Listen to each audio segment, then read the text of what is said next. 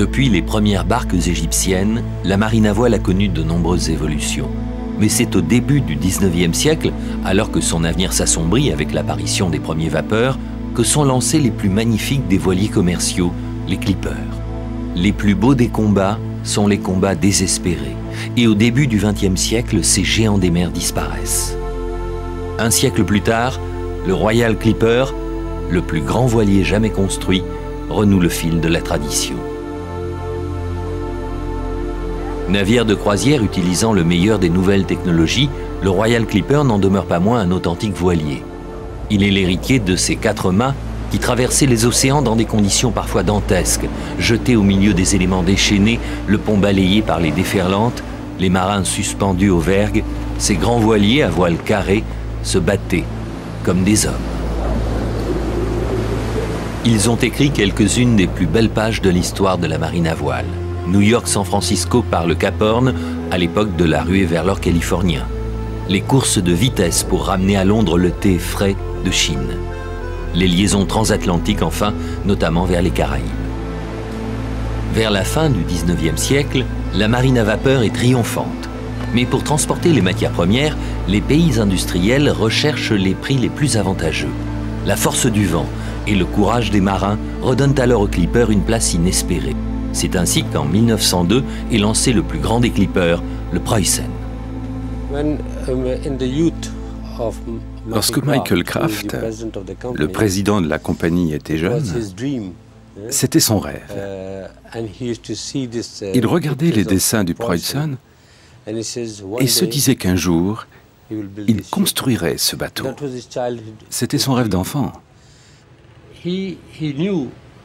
Il connaissait le bateau par cœur. Il savait exactement ce qu'il voulait. Parfois, c'en était irritant.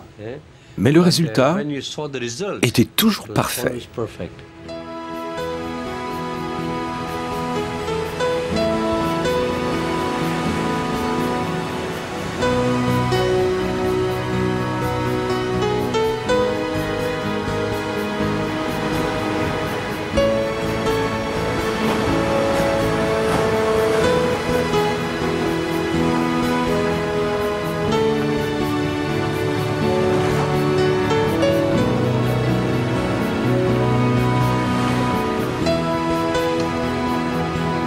Première saison hivernale depuis son lancement, le Royal Clipper a mis le cap sur les Antilles.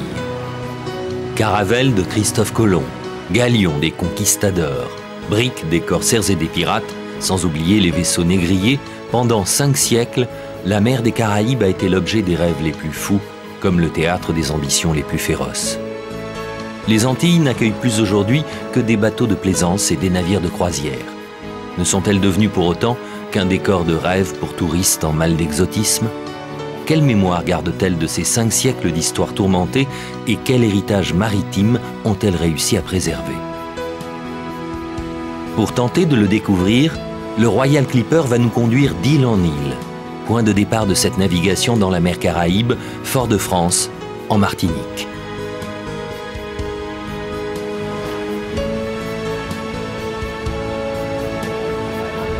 Morten.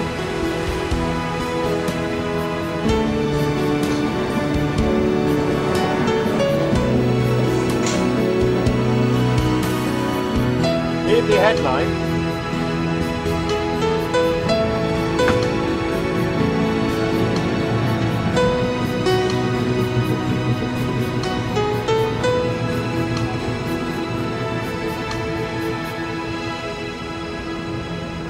Dès le début de la colonisation française au XVIIe siècle, c'est à Fort-de-France, position stratégique, qu'arrivent les voiliers en provenance de la métropole. Jusqu'au milieu du XIXe siècle, rien ne vient changer la fréquence des arrivées ni la rapidité du voyage transatlantique.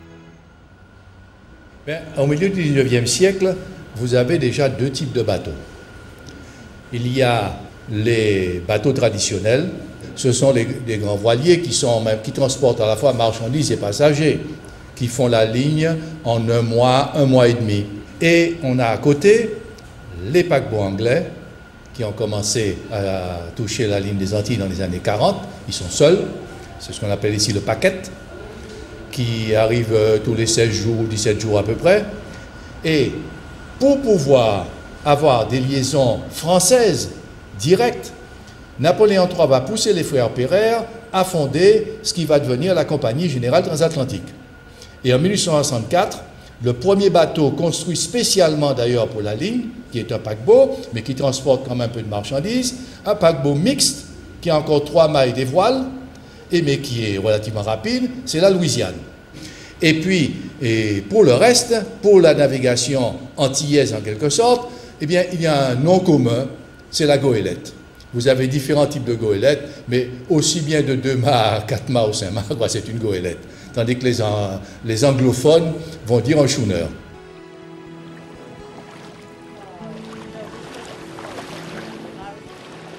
Le Royal Clipper quitte Fort-de-France. Sur les 4 mâts d'autrefois, les équipages étaient souvent composés d'une centaine de marins qui devaient monter sur les vergues pour accrocher les voiles. Ceux du Royal Clipper ne sont plus qu'une vingtaine.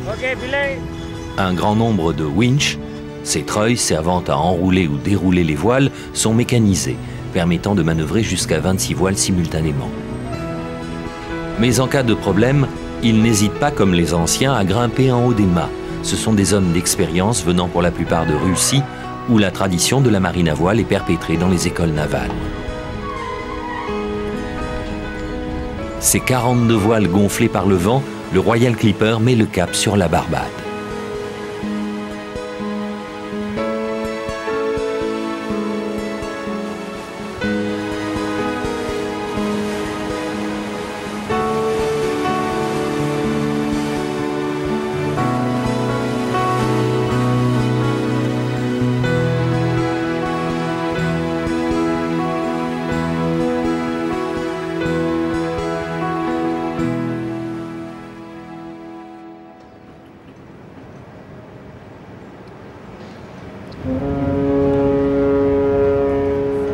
La Barbade se distingue de toutes les autres îles des Antilles parce qu'elle est la seule à n'avoir connu d'autre occupation qu'anglaise, d'où son surnom de Little England. Bénéficiant depuis les années 60 d'installations portuaires modernes, la Barbade est aujourd'hui l'une des têtes de pont de la croisière aux Antilles. À l'écart du port et des gros paquebots déversant leur flot de touristes, le Yacht Club est un havre de paix très british et bien souvent la première escale pour les navigateurs au sortir de l'Atlantique.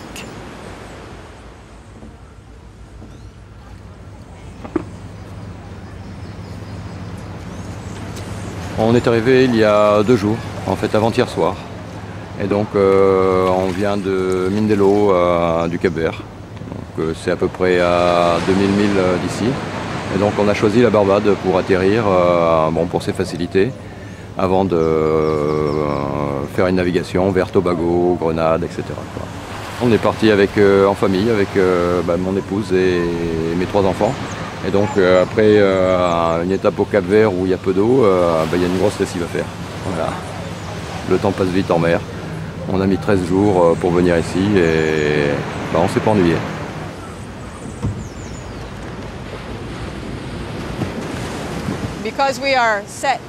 Comme nous sommes situés à l'est de la chaîne des îles, presque tous les bateaux qui traversent l'Atlantique arrivent à la Barbade avant de poursuivre leur voyage dans les Antilles. Les vents dominants viennent du nord-est.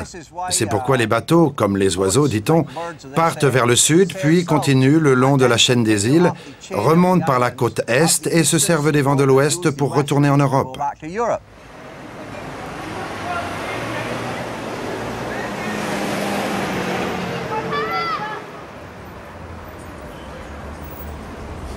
S'appuyant sur cette situation privilégiée, les Anglais vont faire de la Barbade le fleuron de leur colonie antillaise.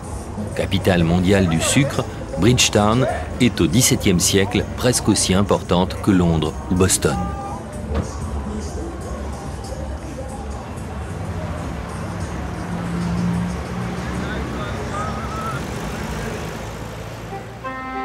Pour asseoir cette suprématie, les Anglais ont besoin de main-d'œuvre. Sur les eaux de l'Atlantique s'organise alors un gigantesque trafic, le fameux commerce triangulaire. Les briques, navires négriers, achètent ou plutôt échangent le long des côtes africaines les esclaves contre des produits de pacotille. Une fois leurs marchandises revendues aux planteurs de la Barbade, ils rentrent à Londres, les cales chargées de produits tropicaux. Pendant des siècles, la Barbade n'est qu'une immense plantation de canne à sucre et jusqu'au début du XXe siècle, pour transporter la mélasse ou le rhum destiné à l'exportation, on a recours aux bateaux locaux, les fameux schooners.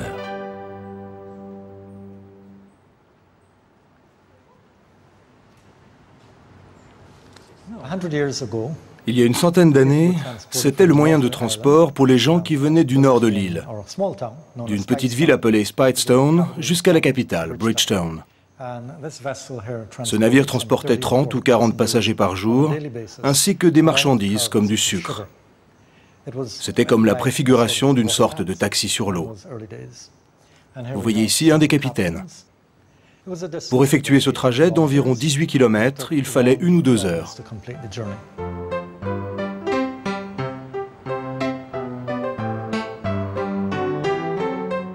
Mais l'industrie de la canne à sucre s'essouffle. Et comme dans la plupart des autres îles des Antilles, le tourisme apparaît comme la seule alternative. Devant les projets d'hôtels, de magasins et de parkings, l'ancien port de carénage est sacrifié et avec lui la turbulente atmosphère qui régnait le long des quais où s'alignaient les voiliers, les cargos et les schooners. Vous savez, la plupart du trafic était assuré par les schooners. Les schooners déchargeaient les marchandises, du sucre et de la mélasse des cales des gros bateaux. Et puis la cargaison était placée sur des ânes et des mulets. La plupart des tâches se faisaient avec des charrettes à bras. Les gens poussaient des charrettes pour transporter les produits vers différents endroits. Oui, à cette époque, tout se faisait à la main.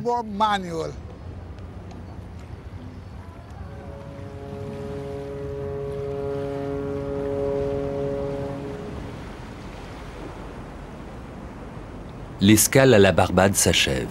Nous regagnons le Royal Clipper pour notre première soirée à bord. Les anciens clippers étaient avant tout des navires commerciaux, et s'ils embarquaient quelques passagers, le confort était sommaire et l'essentiel de l'espace dévolu aux cales et aux marchandises. Si pour la coque, les mâts ou les ponts, le Preußen a servi de modèle à l'architecte, pour l'espace intérieur, l'armateur a laissé libre cours à son imagination. Le résultat est un étonnant mariage, le cuivre et l'acajou évoquant l'esprit des voiliers d'autrefois, tandis que les larges descentes d'escaliers ornementées de rampes en fer forgé et l'atrium ouvrant sur 3 ponts jusqu'au restaurant rappellent l'univers des grands paquebots de l'époque 1900.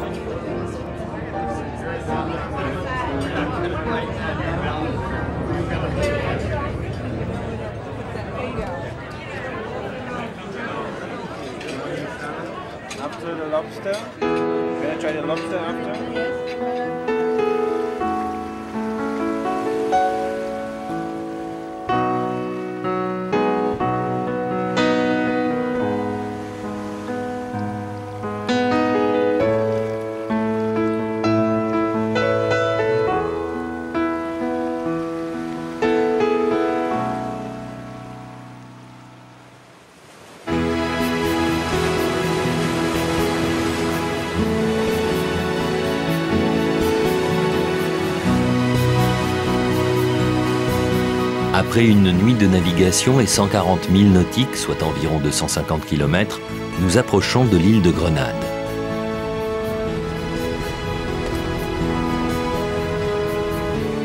Sur ordre du commandant, l'équipage affale les voiles.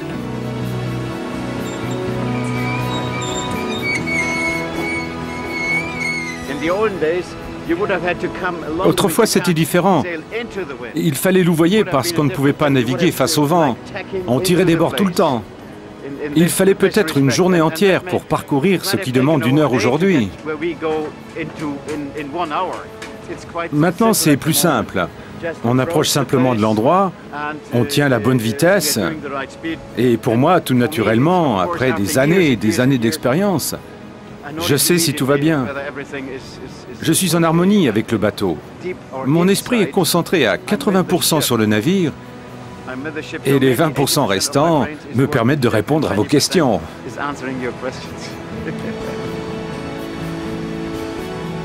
10 bâbord. Vous pensez qu'on peut jeter l'ancre ici? Ok, 20 bâbord.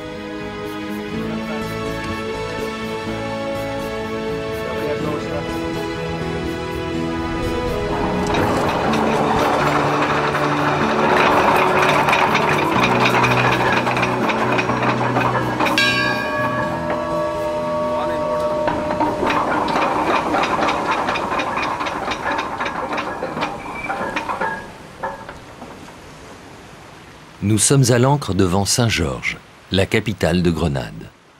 La ville aux maisons de toits rouges se déploie en amphithéâtre sur les collines qui dominent la baie et le port de carénage, l'un des plus beaux mouillages des Antilles. De la présence française qui dura pourtant jusqu'au XVIIIe siècle, il ne reste rien ou presque. Quelques noms, des vestiges de fortifications et d'anciens entrepôts de briques peintes qui bordent les quais dits à la française du carénage. Grenade, l'île aux épices, ne doit pas son surnom à une astuce de marketing pour attirer le touriste. Elle est le second producteur mondial de noix de muscade. La noix de muscade, qui est l'épice principale à Grenade, a été introduite vers le milieu du 19e siècle. Depuis cette époque, sa culture s'est répandue partout sur l'île. Je crois que cela tient au relief montagneux de la Grenade et à sa topographie semblable à l'Indonésie, à certaines îles du sud de l'Indonésie, autrefois les Indes orientales. Dans ce port, derrière moi, vous trouverez naturellement des schooners. Mais pour l'exportation, on utilise plus traditionnellement des péniches. Elles transportent la noix de muscade en dehors de l'ancien port vers l'endroit où elle sera chargée sur de plus grands bateaux, puis exportée vers les pays industrialisés où la noix de muscade est utilisée comme condiment dans les préparations alimentaires. À l'origine, ce sont les Européens qui utilisaient la noix de muscade. Pour eux, c'était une épice exotique, très chère, tellement chère que de nombreux Européens firent fortune. Ceux qui faisaient le commerce de la noix de muscade sont devenus très riches. On l'utilisait pour toutes sortes de médicaments et bien d'autres produits.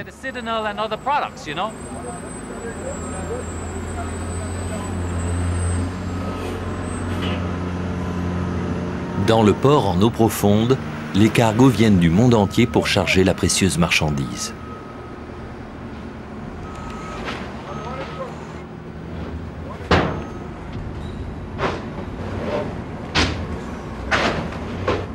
Si le sud de l'île autour de Saint-Georges se développe aujourd'hui grâce au tourisme, le reste du pays, et notamment l'intérieur, est entièrement dépendant de la culture des épices. À Goyave, située à une quarantaine de kilomètres au nord de Saint-Georges, se situe l'une des coopératives les plus importantes de l'île. Ici, tous les matins, les paysans apportent les muscades encore dans leurs coquilles.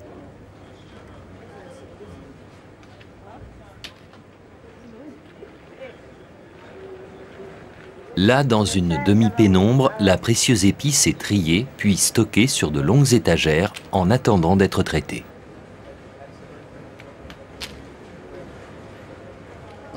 Les cultivateurs ramassent les noix de muscade tôt le matin. Une fois chez eux, ils retirent le macis, c'est-à-dire l'écorce qui entoure la coquille.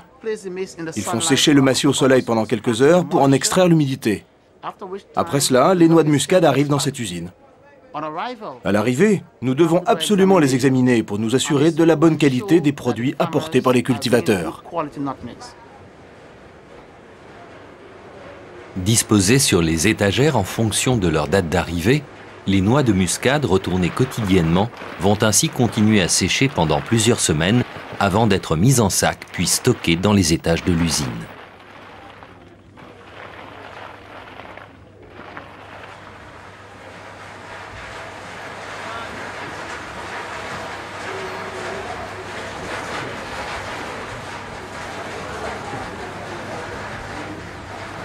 Attirés par le bruit, nous découvrons bientôt qu'il existe ici un autre monde, séparé du premier de quelques mètres à peine.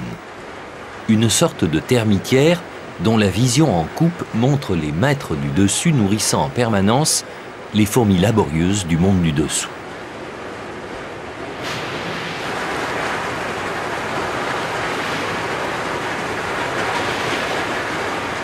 Projetées, aspirées dans l'entonnoir du moulin, broyées, les noix de muscade, dont la coquille est sommairement brisée, atterrissent quelques mètres plus bas dans l'atelier.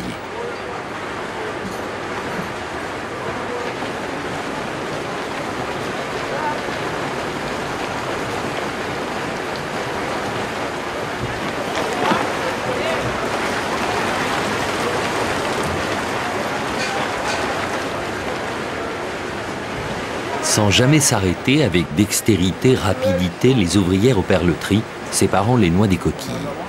Payées au rendement, elles tiennent leur compte sur le mur de l'atelier. Un sac, un trait. Le travail est pénible, le salaire est misérable. Alors Wilson passe ses journées dans l'atelier, vendant ses billets de loterie, comme on vend un peu de rêve.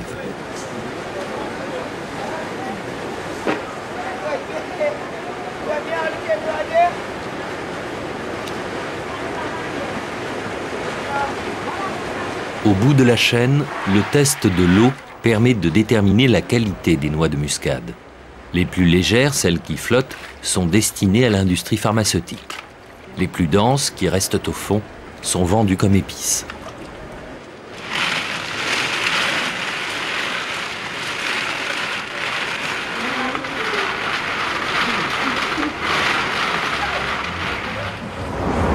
Dehors, loin du vacarme de l'usine, Grenade n'a rien perdu de sa beauté nonchalante.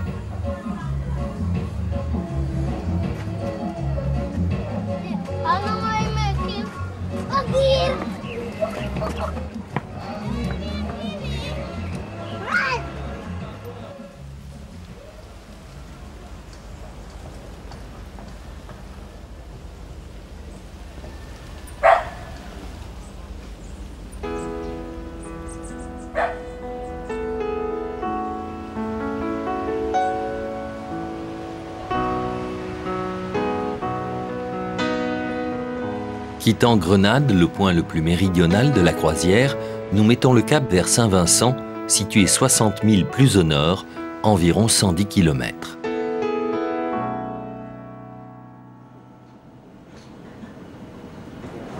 On approche de Saint-Vincent. Devant le manque de vent et afin de respecter l'horaire annoncé aux passagers, le Royal Clipper s'est mis au moteur.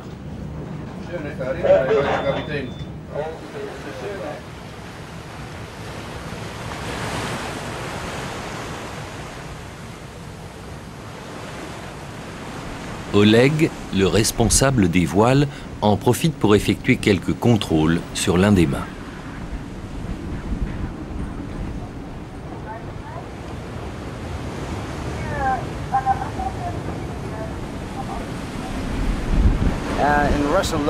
En Russie, il y a beaucoup de grands voiliers et de très bonnes écoles pour apprendre à manœuvrer ces navires. Avant, j'ai travaillé sur le Sedov, qui était le plus grand navire du monde. Mais maintenant, c'est celui-ci le plus grand. J'ai travaillé également sur le Kreuzenstern, très beau également. Lorsque quelque chose est cassé, je dois le réparer. Je dois monter là-haut, remplacer les voiles. Comme ce navire est flambant neuf, il y a moins de travail. Mais auparavant, j'avais beaucoup à faire. Bien sûr, ce bateau est beaucoup plus intéressant que tous les autres cargos, parce qu'il est romantique. Le travail est très varié, et on rencontre des tas de gens intéressants.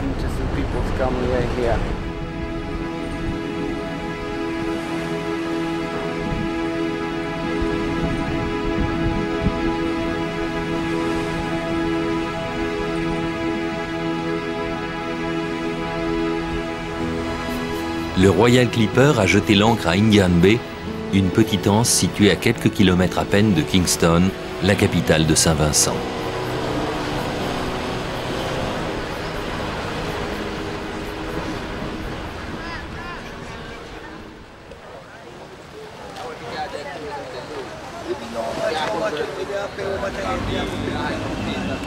À l'inverse de ces dépendances des îles Grenadines qui attirent les plaisanciers du monde entier, le tourisme ne touche encore que très peu Saint-Vincent.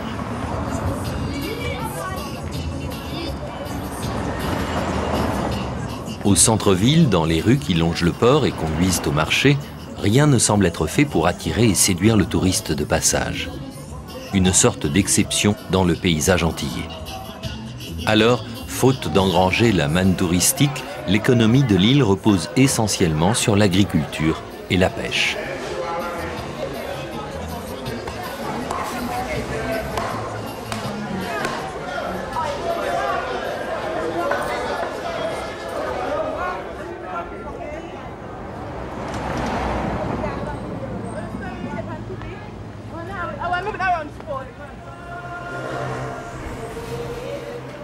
Catholiques ou anglicans, les fidèles qui se rendent à l'église démontrent qu'à Saint-Vincent, comme dans toutes les Caraïbes, l'évangélisation colonisatrice a fait son œuvre.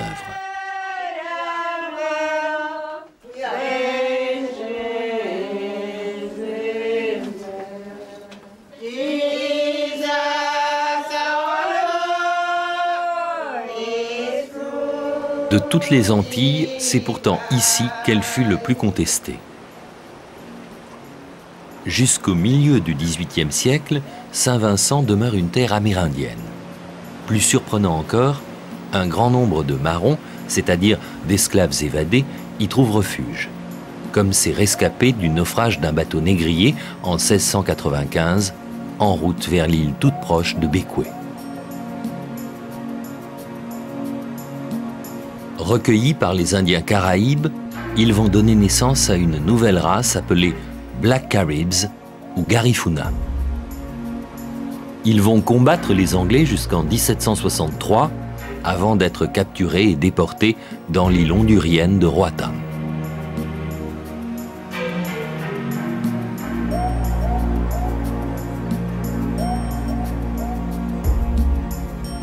Les peintures de William Lindsell, évoquant cet épisode de l'histoire de Saint-Vincent, sont réunies au fort Charlotte, qui domine la baie de Kingston.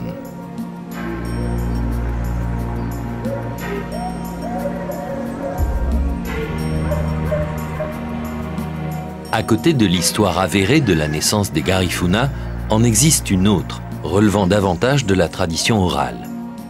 Elle fait état d'un peuplement africain antérieur de plusieurs siècles à l'arrivée des esclaves.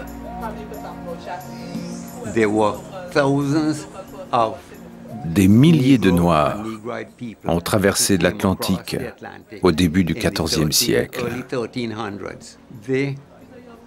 C'étaient les disciples d'Abou Bakr, qui était le souverain de l'Empire du Mali à cette époque. Abou Bakr a eu une vision qui lui ordonnait d'aller au bout de cet océan, l'Atlantique, qui borde l'Afrique de l'Ouest.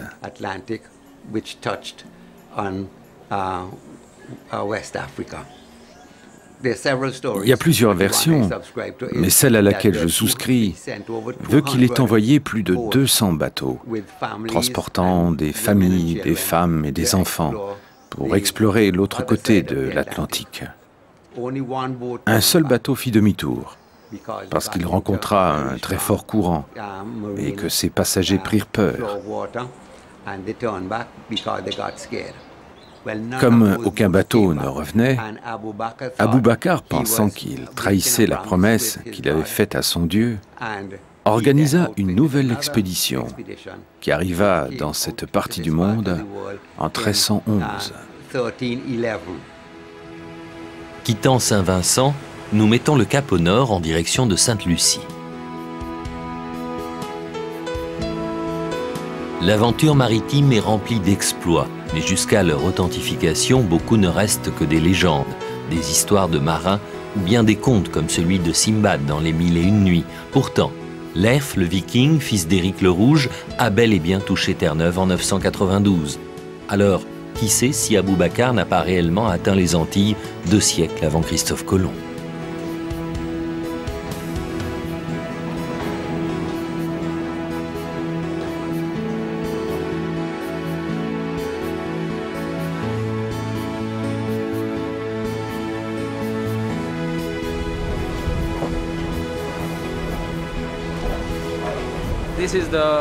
Ça, c'est le frein. Quand je le relâche, l'ancre tombe à l'eau. Lorsqu'elle est au fond, je dois mettre le frein, enlever un peu de tension à la chaîne.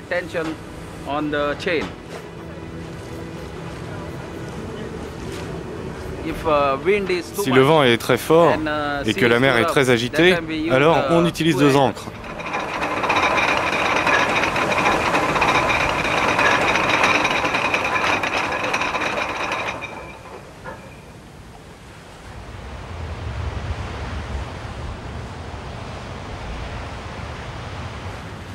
Depuis que nous avons quitté la Martinique, force est de constater que les vieux gréements, les bateaux traditionnels, ont quasiment disparu des côtes antillaises. Efficacité, rentabilité, standardisation semblent avoir pris le pas sur l'imagination. Dans l'anse de Marigobé, pourtant, la flottille de bateaux qui s'agite en tous sens semble indiquer qu'ici, au contraire, le tourisme a déclenché quelques vocations maritimes aux allures parfois surprenantes.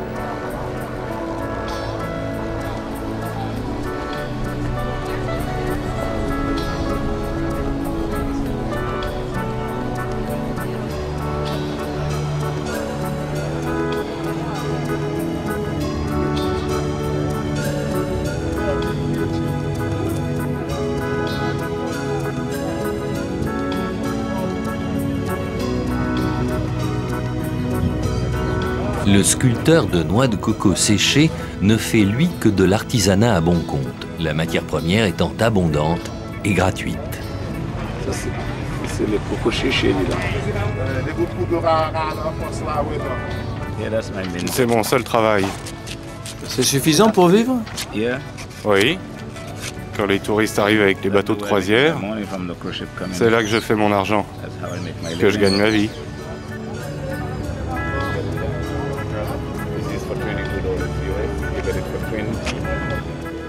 Dans tout commerce, le choix de l'emplacement est primordial.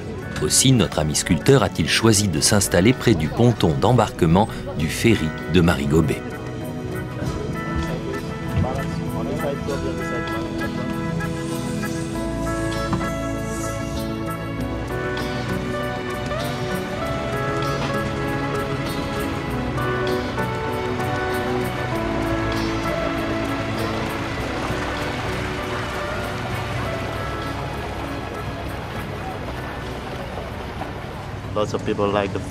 Beaucoup de gens aiment le ferry, surtout pour faire des allées et venues. Ils trouvent ça sympa et ils l'utilisent toute la journée. Il fonctionne 24 heures sur 24. Il n'y a qu'un seul ferry ici? Oui, il fonctionne nuit et jour. Et qu'est-ce que je peux faire si j'ai envie d'aller de l'autre côté, par exemple? Je crois que vous devriez aller à la nage. C'est la raison pour laquelle le ferry fonctionne 24 heures sur 24. Il n'y a pas de route pour traverser.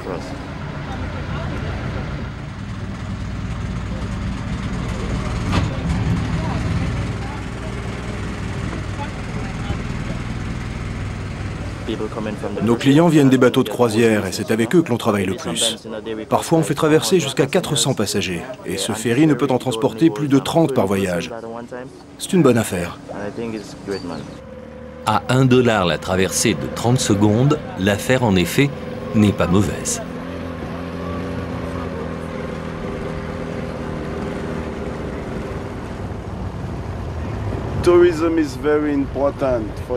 Le tourisme est très important pour cette île, parce que c'est aujourd'hui l'une de nos principales industries. Sans le tourisme, il y a bien les bananes. L'économie de l'île serait très faible. On apprécie beaucoup l'importance du tourisme. Ce que je souhaite pour mon île, c'est que les gens soient motivés dans le bon sens, qu'on soit heureux, que l'île prospère et que, que tout le monde ait les mêmes chances. Avez-vous peur de voir de plus en plus de touristes venir ici? Mon frère, il n'y a pas de raison d'avoir peur. C'est la réalité. Le tourisme doit s'intégrer à l'île. Qu'il y ait des blancs, des noirs, peu importe. Le monde est ouvert. Il faut aller là où c'est le mieux. C'est pas un problème pour moi. Si chacun pensait comme moi, eh bien le monde serait plus agréable à vivre. Méditant sur cette profession de foi qui voit dans le tourisme une façon de faire du business tout en aimant son prochain, nous quittons cet Éden tropical pour embarquer de nouveau sur le Royal Clipper.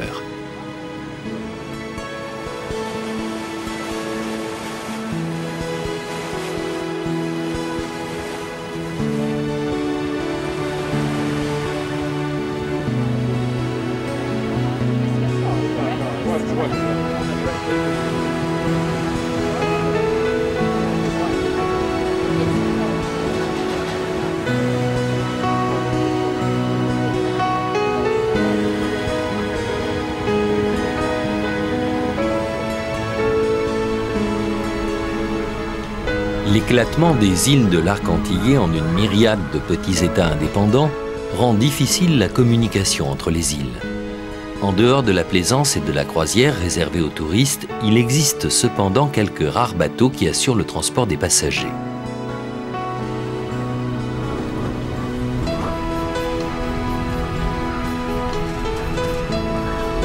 Ainsi, à l'instant où le Royal Clipper cap au nord se dirige vers la Martinique, sur les quais du port de Fort-de-France, les voyageurs de l'Express des îles s'apprêtent à embarquer.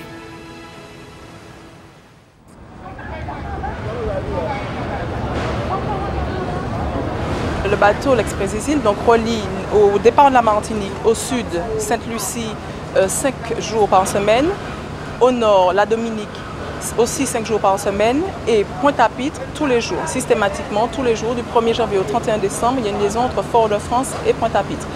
Nous sommes des premiers transporteurs de passagers entre ces îles.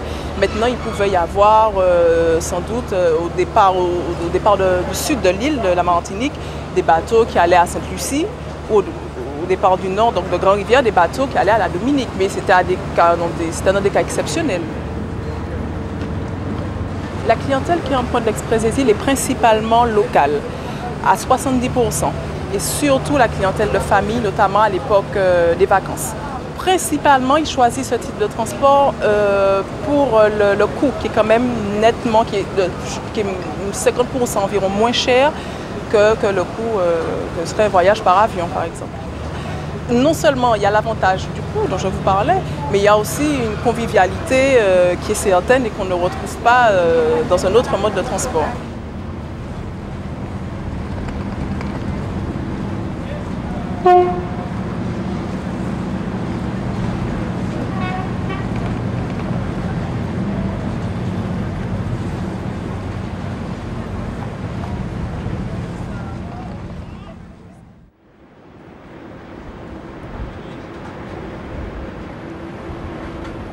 Le tourisme étant devenu la première activité économique des Caraïbes, la Martinique, pour rester dans la course sur le plan maritime, s'est dotée d'un nouveau terminal de croisière. Face à cette inexorable modernisation et à la vague touristique qui l'accompagne, combien de temps les racines culturelles, que sont les traditions, vont-elles résister ?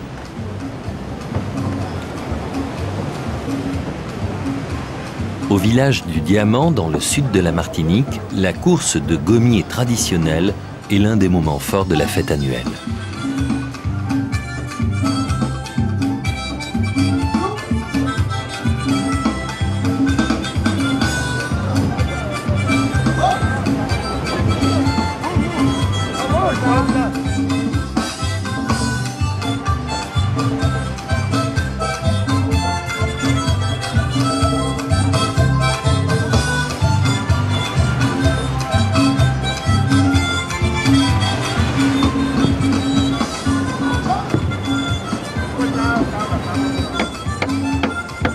Les canaux de maintenant, ce sont des canaux qui ont à peu près 10 mètres, jusqu'à peut-être 10 mètres 50.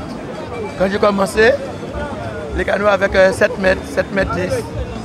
Et maintenant, on peut avoir, comme équipier, on peut avoir 9 sur le canot. Et avant, je courais avec 5 personnes, 6 personnes aussi parfois. Ah, j'ai commencé assez jeune et c'était vraiment joli, hein, parce qu'on faisait la course. On est arrivé à courir. Il y avait 24 canots qui couraient. Maintenant, regardez le nombre qu'il y a, il n'y a pas beaucoup. Ça a diminué un peu, là. Beaucoup, quoi.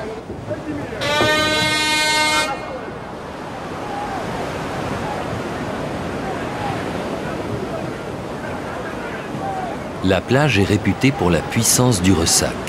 Et il arrive parfois que des concurrents ne franchissent même pas la première vague.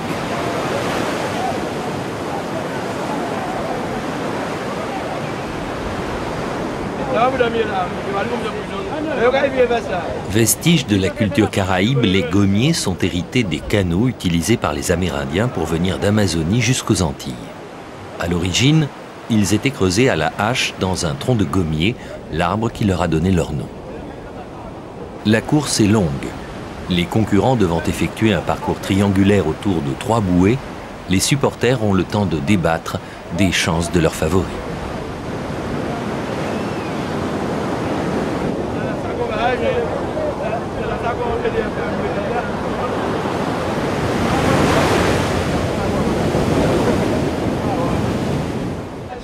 Chacun des canots, ils ont leurs supporters. Il y a des supporters qui, ils lancent un mot pour l'autre et bien, ils commencent à faire, ils discutent comme ça, quoi. C'est ça. Hein? Les gommiers sont difficiles à manœuvrer et seule l'énergie des équipiers, allongés pour faire balancier sur de longues perches en bois, leur permet de ne pas chavirer.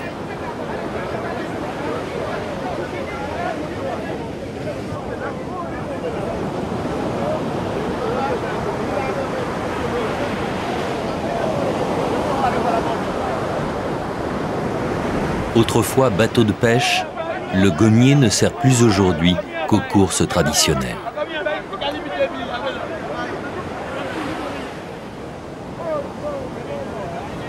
Moi, j'ai couru hein, dans les gommiers qui faisaient la pêche avant. On utilisait le canot pour aller à la course et on utilisait le canot le lendemain pour aller à la pêche. Mais maintenant, il y a des canots qui sont faits spécialement pour ça, quoi. Le canot est garé, quand il n'y a pas de course, le canot est garé chez lui.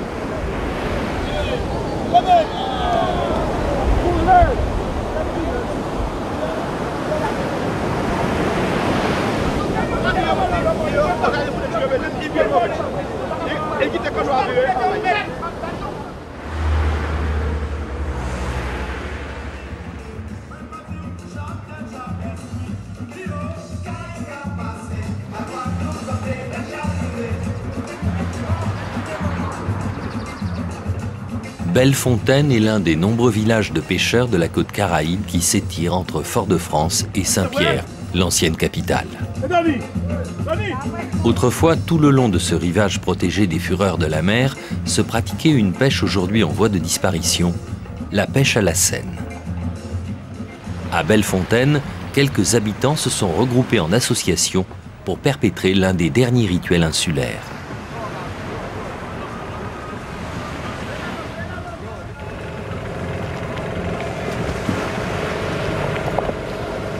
Autrefois, le déploiement de la Seine, c'est-à-dire le grand filet, se faisait depuis des canots manœuvrés à la rame. Seule entorse à la tradition, le vieux gommier de Lucien est aujourd'hui remorqué. Eh ben, on a jeté la Seine, puisque lui, il est en train de remorquer. C'est vraiment praticable. Surtout dans la côte caraïbe. Ouais. Sur la côte caraïbe, c'est-à-dire Chelcher, Casse-Pilote, Bellefontaine, le Carbet, le Saint-Pierre et le Pêcheur. Une fois déployée, la Seine, qui mesure plusieurs centaines de mètres, ferme l'entrée de la passe et emprisonne le poisson qui s'y trouve. Il ne reste plus aux hommes et aux femmes restés sur le rivage qu'à remonter le lourd filet. C'est dans cette œuvre collective que la pêche à la Seine prend alors toute sa signification. L'importance pour moi, c'est la solidarité, le courage, le respect. Ah bah, il faut être environ une dizaine, au minimum, je peux dire, selon la longueur et la hauteur de la Seine. Parce que la Seine, effectivement, elle est composée de goulot et de plomb pour lester. Et étant donné que c'est assez long, c'est assez volumineux, assez long à tirer, donc il faut être vraiment à plusieurs. Autrefois, tout le village participait. Le partage de la pêche récompensait les efforts et nourrissait les plus pauvres. Aujourd'hui, habitants et touristes se retrouvent côte à côte, une façon conviviale de préserver le patrimoine.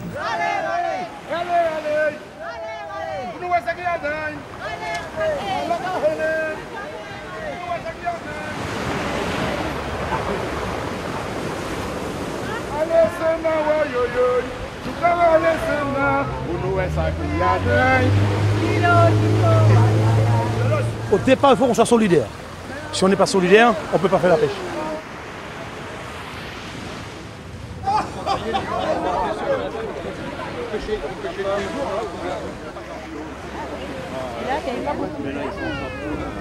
Ah, la pêche n'était pas bonne aujourd'hui. Non, elle n'était pas bonne aujourd'hui. Comme on dit, nous avons même pris 1 kilo de poisson, vous avez vu? Même pas 1 kilo. Comme je vous ai dit, il y a des jours, on prend rien du tout. Il y a des jours, on peut prendre 2 canaux comme le canot qu'on a là. Mais il y a des jours heureux, des jours malheureux. En Martinique, c'est comme ça.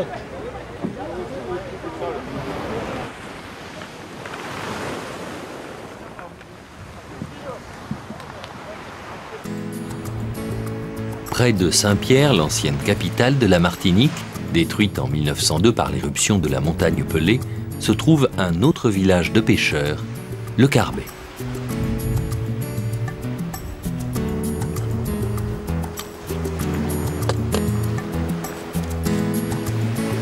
Insuffisance des revenus tirés de la pêche, attrait d'une nouvelle activité liée au tourisme, quelles qu'en soient les raisons, l'expérience menée sur la plage du Carbet par Marcel et ses amis ne manque pas d'intérêt.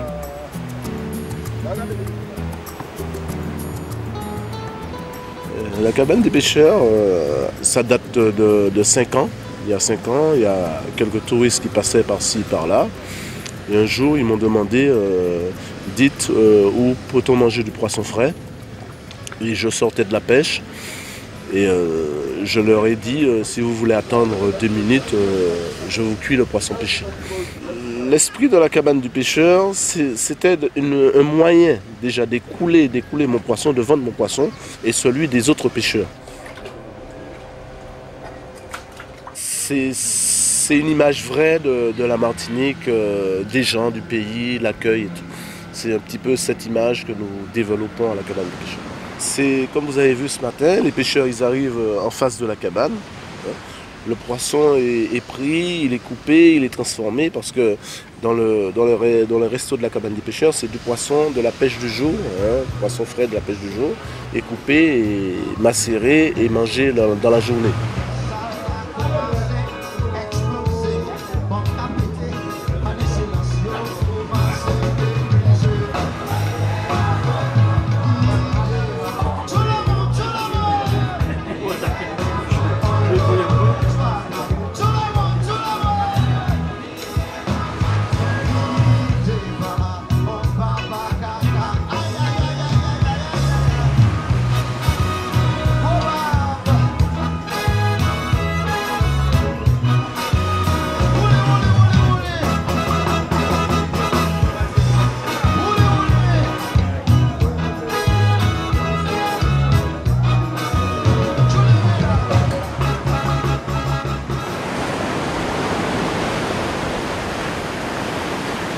Blotti au pied de falaises abruptes, le rivage battu par une mer houleuse, Grand-Rivière, c'est un véritable bout du monde maritime.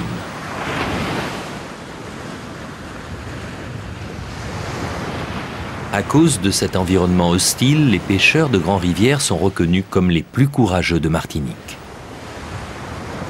Eh bien, les souvenirs que j'ai, c'est auparavant, lorsque mon père faisait la pêche, lorsqu'il entrait, qu'il revenait de la pêche, la mer n'était pas comme maintenant. C'était beaucoup, beaucoup plus mauvaise. Et lorsque je suis sorti en classe, à 4 heures, je descendais sur le port, je regardais les bateaux qui entraient. Alors, il y avait tellement de vagues, je le demandais à les bateaux de couler pour pouvoir et tomber dans l'eau pour pouvoir prendre du poisson volant. Mais il y avait beaucoup, beaucoup plus de bateaux auparavant. Il y avait même une centaine de bateaux. Mais on pêchait, on sortait à la voile, naturellement. Mais on pêchait de travers. On pêchait, c'est-à-dire à la dérive. On pêchait. Et à la traîne, très souvent, et fait un peu rarement, comme on dit.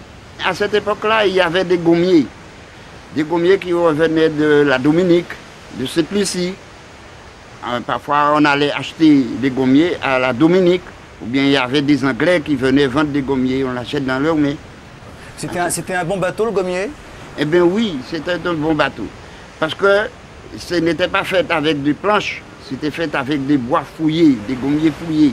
Alors, lorsque vous allez en mer, ça ne faisait pas beaucoup d'eau. Qui choisit la couleur des bateaux? Eh bien, c'est nous-mêmes qui choisissons la couleur.